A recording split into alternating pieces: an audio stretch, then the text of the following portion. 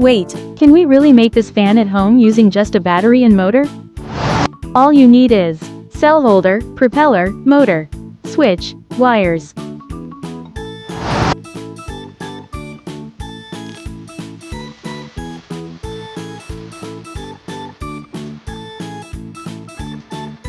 Connect the red wire of the cell holder to switch.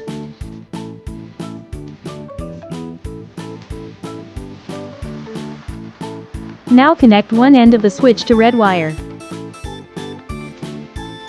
Connect the wires to the DC motor carefully. This tiny motor is the main hero of our project. When electricity flows through the motor, it starts spinning really fast. Here's how the electricity flows in our circuit. Want more cool experiments and fun science projects?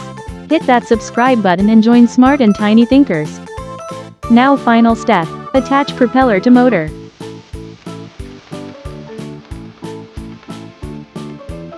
Look at that spin. This tiny motor is so powerful. This is a basic electric circuit used in many real machines. What should we make next using this motor? Comment your idea below.